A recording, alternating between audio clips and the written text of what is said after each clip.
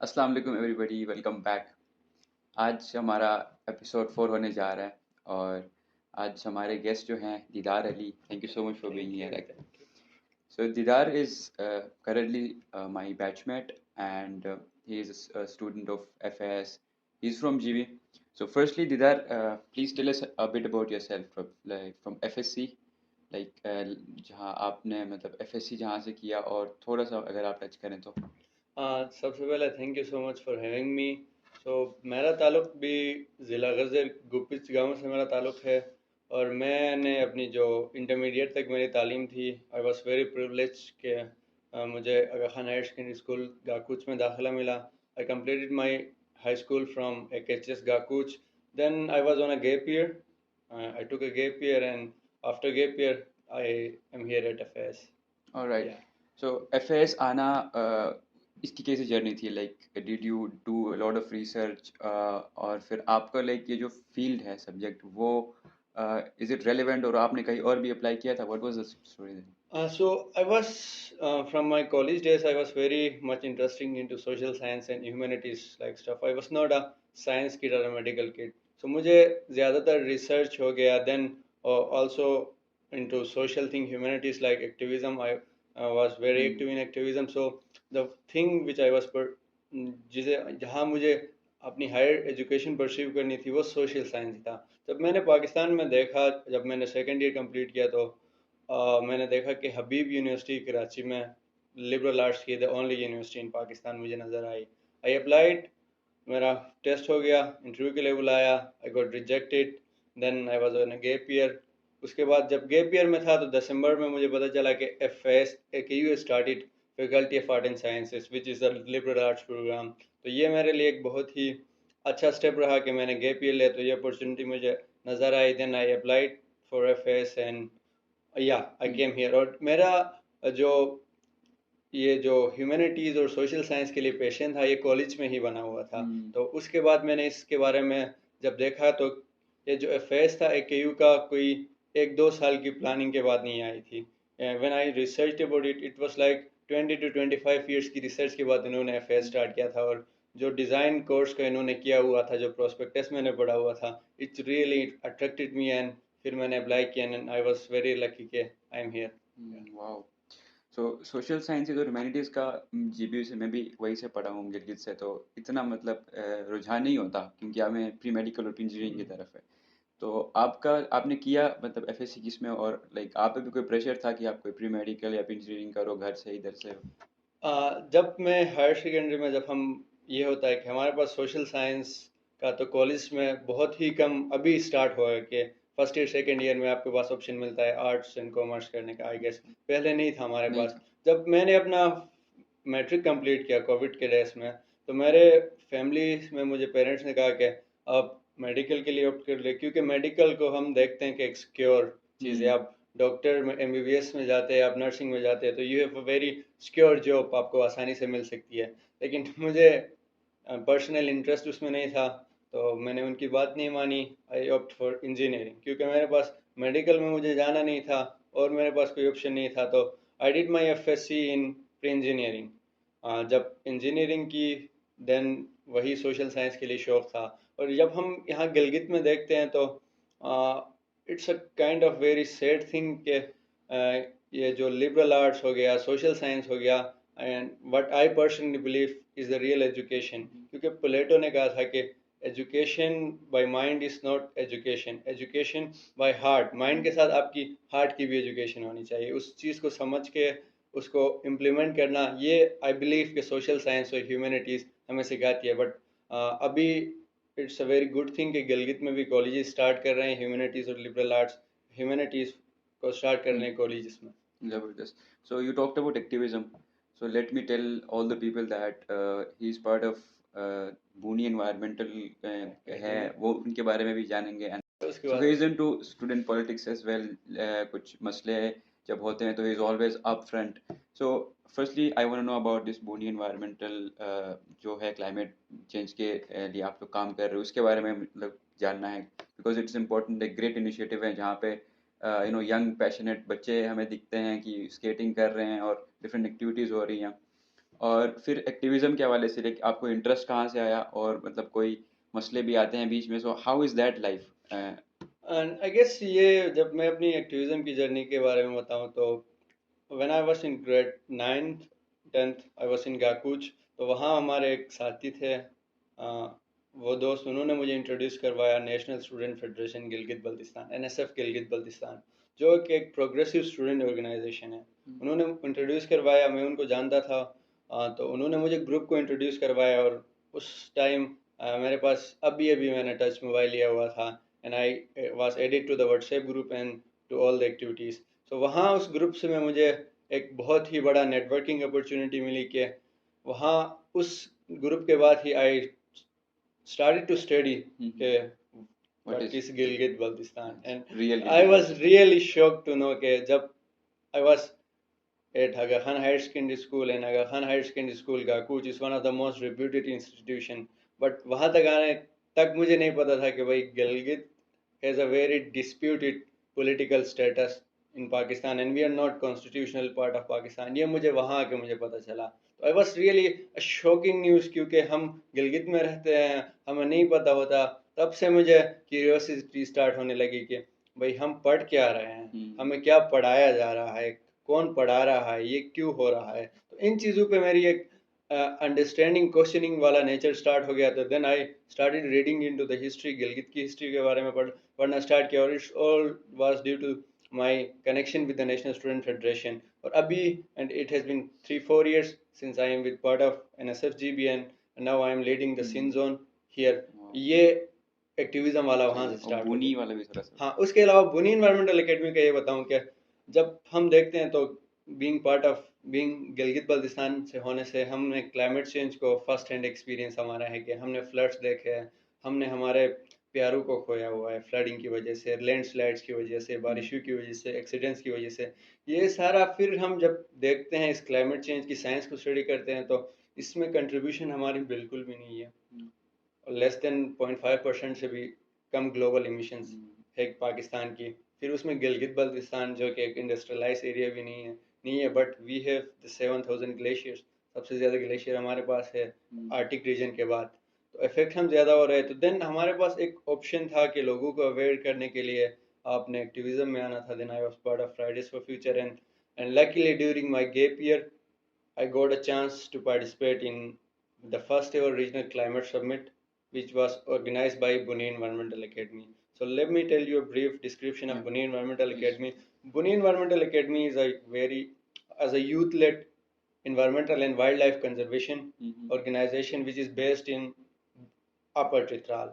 So this organization was started for the wildlife conservation and environmental protection.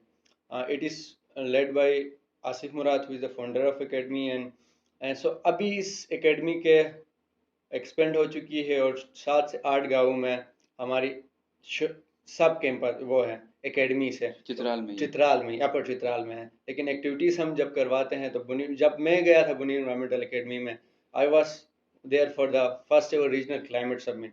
उन्होंने climate summit करवाई थी, तो हम गिलगित और चित्राल से पार्टिसिपेंट वहाँ पे गए हुए थे।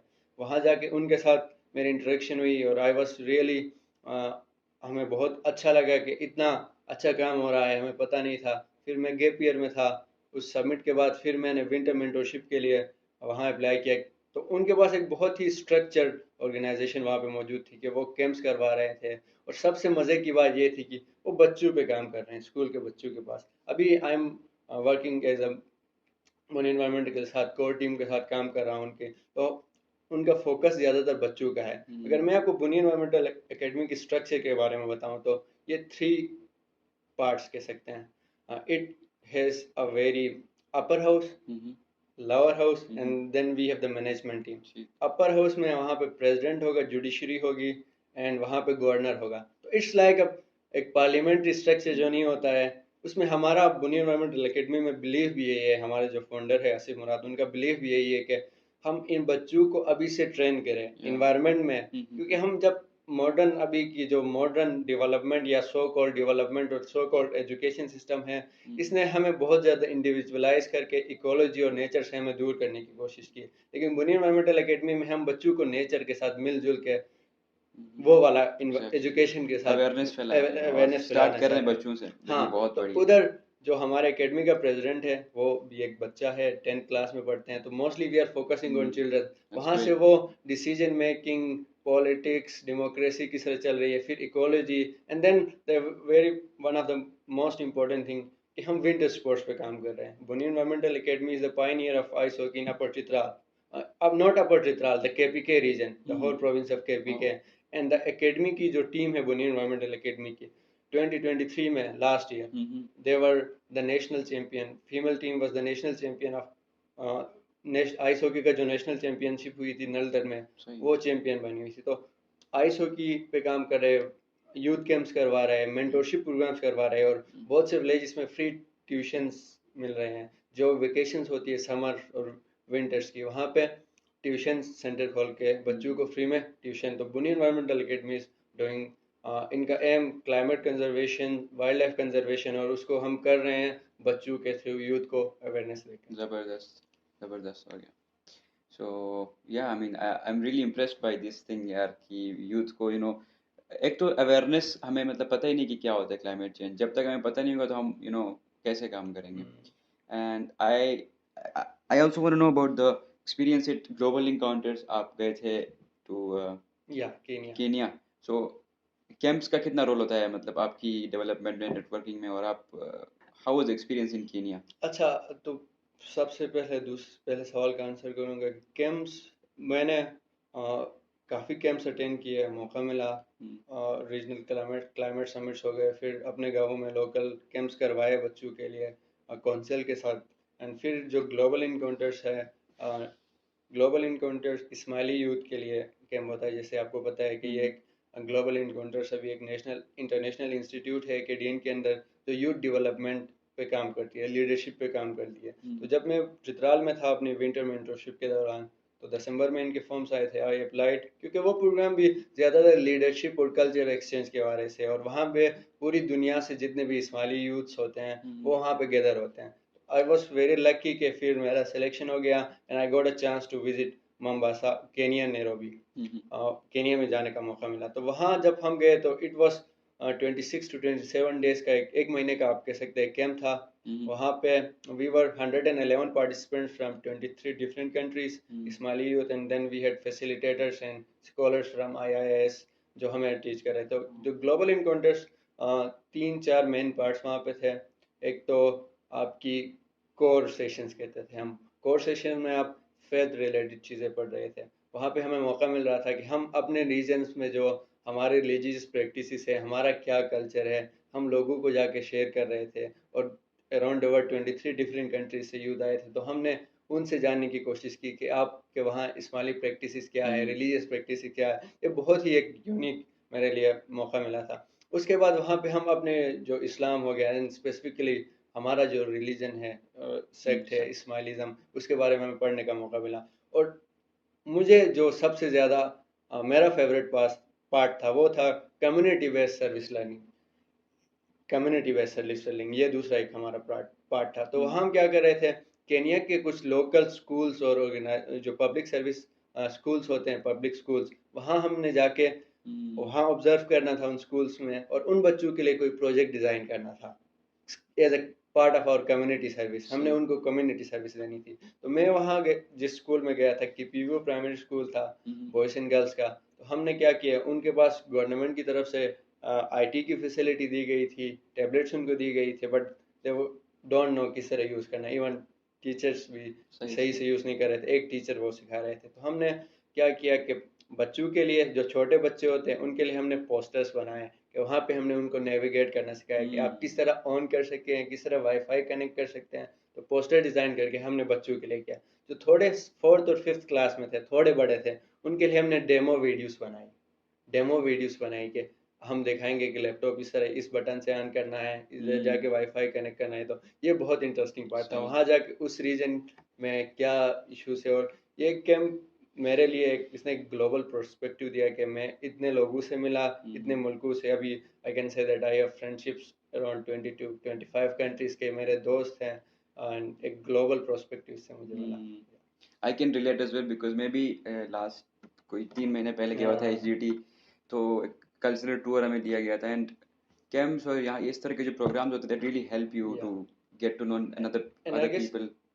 ये जो कैंप्स होते हैं ये आपकी रियल लाइफ एक्सपीरियंस और आप डे टू डे लाइफ में किस तरह चल रहे हैं, और इनका सबसे कैंप्स का the most interesting thing which I find is the networking opportunities. और ये कहा जाता है ना कि your network is your network, network, हाँ। और इनकी वजह से आपका जो नेटवर्क बढ़ता है, that's what you are. Then lastly, like, I would say I want to know about like how was this Didar there back there Gilgit में, और जो पर्सपेक्टिव्स थे और अभी यहाँ पे प्रॉबेबली 5-6 महीने गुजरने के बाद लाइक पर्सपेक्टिव कैसे बदलता है चीज़ों को देखने के लिए, like do you feel any change in your mind set और चीज़ों को हैंडल करने का, मतलब how is life in Karachi? And I guess it has हम शाहरुख के यहाँ यूनिवर्सिटी स्टार्ट करके ये हमारे लिए क्या कह सकते हैं, हमारी मजबूरी ही है कि हमें होना तो ये चाहिए कि ना हमें गर्व की दहलीज पे तालीम मिलनी चाहिए, और इस मुल्क का आइन भी यही कहता है कि गर्व की दहलीज पे फ्री तालीम मिले। लेकिन बस बदकिस्मती हमारी ये है कि हम 1600-1700 किलोमीटर दूर यहाँ कराची में आके हम पढ़ रहे हैं, और एक इतना दूर है आप घर जा भी नहीं सकते हो, फ़ोन कॉल्स करनी पड़ती है घर में। तो कभी कभार ये होता है कि आपकी फ़ोन कॉल्स ही नहीं होती हैं क्योंकि वहाँ इंटरनेट डिस्टर्ब होता है। तो ये आप एज अ यूथ और being a student of liberal arts और सोशल साइंस, मेरी यही अंडरस्टैंडिंग बढ़ती जा रही है कि भाई ये जो हमारे लिए इश्यूज आ रहे हैं ये बहुत ज़्यादा पॉलिटिकल, और बीइंग यहाँ सोशल साइंस पढ़ने के साथ साथ यही अंडरस्टैंडिंग मेरी बढ़ती जा रही है कि भाई ये सारा जो आपका सिस्टम आपके पास है ये एक पॉलिटिकल है। आप पॉलिटिक्स को समझे, पॉलिटिक्स मेरे नज़र में आप अपने डे टू डे लाइफ को देखें कि ये जो सिस्टम है, सोसाइटी एज अ सिस्टम आपको किस तरह इफेक्ट कर रही है, state country government as a system आपको किस तरह इफेक्ट कर रही है, आपको क्या मसले आ रहे हैं, उनको समझ के उस पे जब आपको अंडरस्टैंडिंग कंप्लीट हो जाएगी, हाउ कैन यू कंट्रीब्यूट उस पे। तो मैं being a part of national student federation I believe in student politics. आपको खुद को एजुकेट करना, politics for me is educate yourself, organize your fellows, educate them, और फिर you can collectively advocate for your issues. And where do you see yourself in the next like 4 to 5 years? Doing masters or doing activities, like what are the plans? Yeah, Roughly अगर कुछ बता दो। roughly अगर मैं यहाँ social science पढ़ रहे तो अंडरस्टैंडिंग द थिंग, यहाँ द एफएस का जो सबसे बेस्ट पार्ट यहाँ पे है कि आपके लिए जो environment AKU it's known for its reputation, और यहाँ उन्होंने जो कोर्स डिज़ाइन किया हुआ है, I am very looking forward. So I personally want to do my majors in social developmental studies. सो इस पूरे ब्रॉडर, एक तो डेवलपमेंट का जो मॉडर्न सो कॉल्ड डेवलपमेंट कहते हैं उसको थोड़ा डीकंस्ट्रक्ट करके हम किस तरह लोकलाइज डेवलपमेंट की हम बात कर सके, कि हम किस तरह अपने रीजन में इम्प्लीमेंट कर सके। जो सो कॉल्ड मॉडर्न डेवलपमेंट है उसकी बात नहीं कर रहे हैं, हम किस तरह अपने उसको यूज़ करके, और उसके साथ साथ या I am into the student politics, so I am looking forward to mobilize more youth and advocating for their rights. Wishing you all the best, Didar. Thank you so much for this Thank call. you.